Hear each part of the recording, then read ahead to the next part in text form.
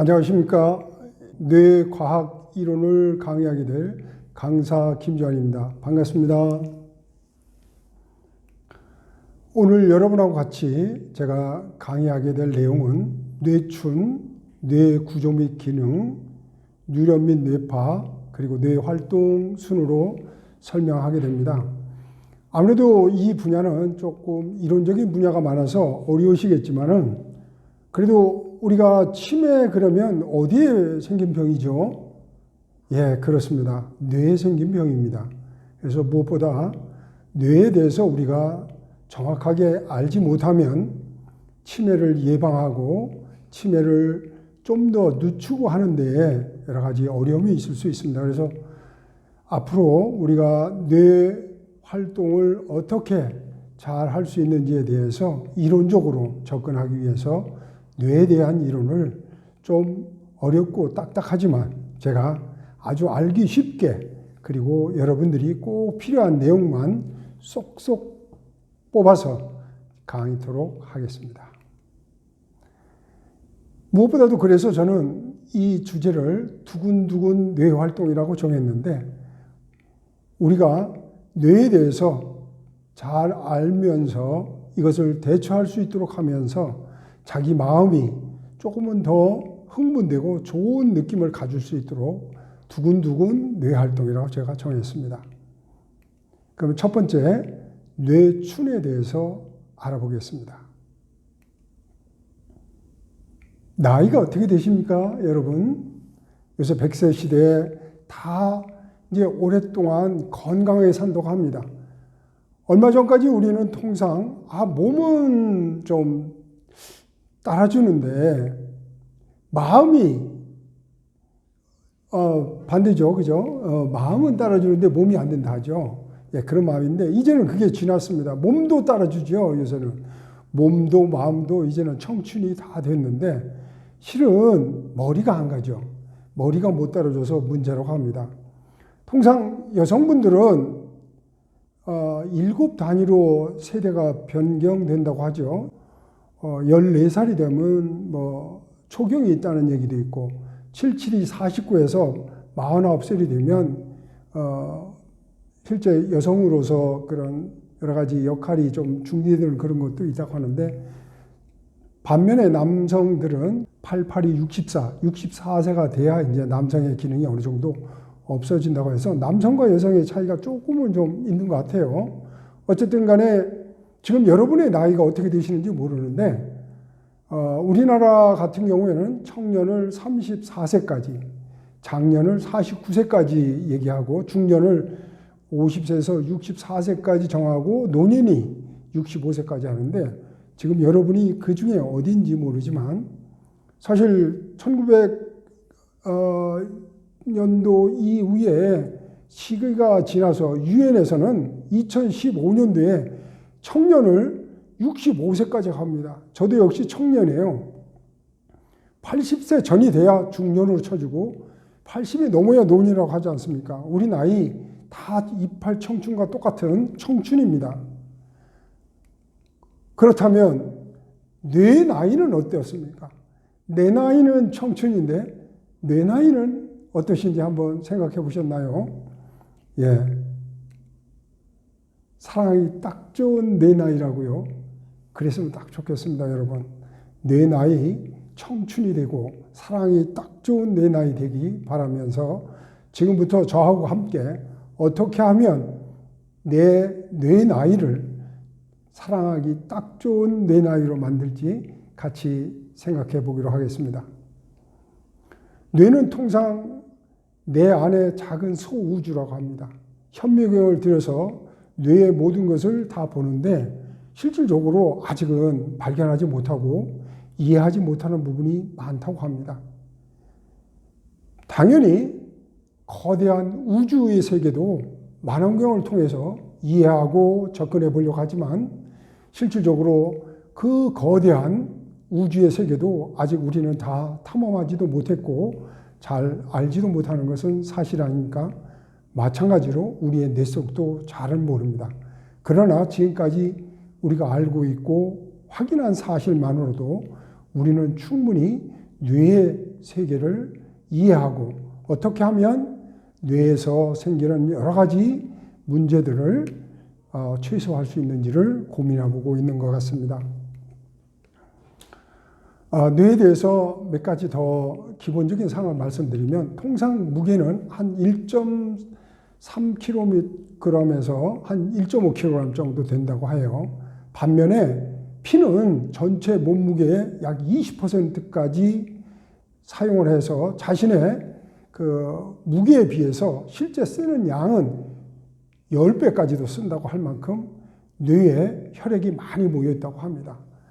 표면 두께는 약 2.5mm고 주름 면적이 무려 2200세제곱센티미터, 신문지 한 장 크기로 엄청나게 크다고 합니다. 그래서 이렇게 큰 면적을 효과적으로 자기가 보관하기 위해서 보시는 것처럼 주름지게 그렇게 되어 있습니다. 보십시오.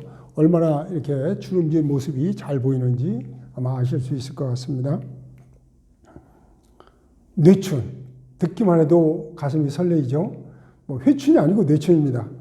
우리도 나이가 들면 뇌도 젊어질 수 있다는 말이 있던데 정말 가능한가요? 여러 가지 언론에도 나왔는데 뇌가 젊어질 수 있다. 듣기만 해도 좋을 겁니다. 우리가 통상 말하는 지능은 유동성 지능과 결정성 지능으로 구분한다고 합니다. 유동성 지능이라고 하는 것은 환경에 영향을 안 받고 내가 유전적으로 태어나서부터 계속 오는 그런 내용이죠. 계산 능력이나 기억력, 직감력. 우리 어머님들이 장에 가서 마트에서 물건을 사는 거, 그 물건을 사고 이렇게 계산하는 거 있잖아요. 이게 바로 유동성 지능이라고 볼 수 있습니다. 반면에 결정성 지능은 살아오면서 교육이나 경험으로 획득되는 후천적 기능을 말한다고 합니다.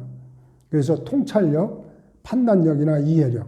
우리 어머님이 마트에서 물건을 사서 계산하는 것이 유동성이라면 집에 오셔서 그 마트에서 산 여러 가지 물건을 내가 개인적으로 기록을 해서 한 달 단위로 유지할 수 있도록 어떻게 판단하고 결정할 수 있는 그런 것을 쓴다면 그것은 결정성 지능입니다. 그래서 실질적으로 우리가 생활 속에 유동성 지능과 결정성 지능이 늘 혼재되어 있는 것은 사실이지만 특히 유동성 지능은 20대까지 굉장히 높아지다가 30세가 지나고 나서부터는 계속 낮아진다고 합니다. 반면에 결정성 지능은 평상시 학습과 경험 등으로 그 지능이 계속 향상되거나 유지가 된다고 하기 때문에 특히 우리 나이가 드는 사람들의 입장에서는 이 결정성 지능에 대한 관심을 많이 가질 필요가 있습니다. 따라서 나이 들면서 판단력이나 이해력 등의 뇌 기능을 발달하기 위한 노력, 그것이 오늘 우리가 같이 고민하고 찾아야 될 해법 중에 하나인 거 잊어서는 안 됩니다. 바로 뇌춘을 만들기 위한 가장 좋은 해법이라는 거 아셔야 됩니다. 한 가지 제가 그러면 머리를 크면 똑똑하다 문제 한번 내볼까요? 머리가 크면 똑똑하다 맞으면 O, 틀리면 X. 한번 해보세요. 머리가 크면 똑똑하다 O, X. 예. 2011년도 토크쇼를 진행했던 안녕하세요에 나오는 김태균 씨와 정찬호 씨가 직접 직접 무게를 재봤답니다. 김태균 씨가 좀 크네요. 7.8kg. 정찬호 씨가 7kg가 된다고 하는데 과연 어떻게 됐을까요? 네. 실은 꼭 머리가 크다고 똑똑하지는 않다고 합니다. 물론 우리가 일반적으로 인류가 진화되면서 머리 크기가 옛날 고대 원시 인류에 비해서 현생 인류는 2배에서 3배까지 커진 것은 맞다고 합니다. 반면에 유명한 과학자인 아인슈타인 같은 경우도 뇌는 일반인보다 작았다고 합니다.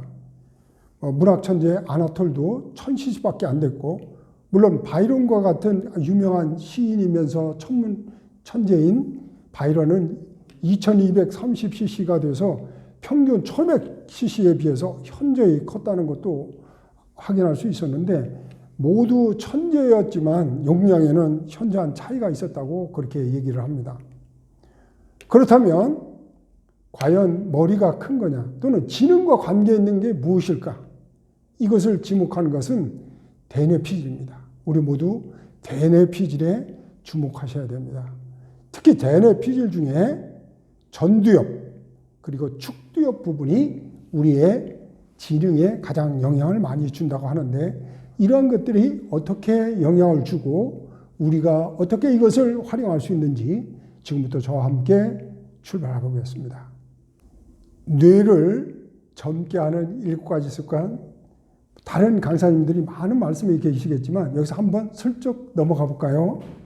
잘 다스려야 돼요. 무엇보다도 감정, 마음을 잘 다스리고 두 번째는 많이 배워야 돼요. 끊임없이 배우고 무엇을 탐구하시는 노력이 필요합니다. 그리고 끊임없이 움직여야 됩니다. 세 번째, 그 다음 네 번째 뭐라고요? 잘 먹어야 됩니다. 무엇보다 영양을 많이 섭취해야 뇌가 건강해지기 때문에 잘 먹어야 됩니다. 그리고 잘 표현해야 됩니다. 자기 감정 숨김없이 좋은 감정, 응어리 물지 말고 잘 표현하시는 게 필요합니다. 그리고 휴식을 잘 하셔야 됩니다. 피곤할 때 쉬는 거 아닙니다. 피곤하기 전에 쉬어야 됩니다. 그리고 7번째, 줄여야 됩니다. 줄이는 만큼 수명이 길어진다고 하죠. 술도 흡연도 스트레스도 줄이셔야 좋습니다. 뇌를 건강하게 하는 7가지 습관 참고하시고요. 다음 내용 볼까요? 지금까지 뇌춘, 젊어지는 뇌춘의 기본적인 내용에 대해서 설명했고 다음은 뇌의 구조와 기능에 대한 것을 같이 알아보겠습니다. 좀 생긴 게 어렵게 생겨 보이죠? 자, 위에서부터 하나, 둘, 셋, 3개의 층으로 되어 있는 거 보실 겁니다. 밑에 제일 처음에 있는 게 파충류, 그러니까 기본적이고 가장 본능적인 뇌를 담당하고 두 번째 중간에 있는 것이 포유류, 감각을 담당하는 기관이고 겉에 있는 부분 영장류뇌, 우리같이 인간과 같은 지성과 이성의 행동을 보이는 것이 바로 대뇌 피질 부분입니다. 그래서 우리가 특히 이 대뇌 피질 부분에 관심을 갖고 보셔야 됩니다.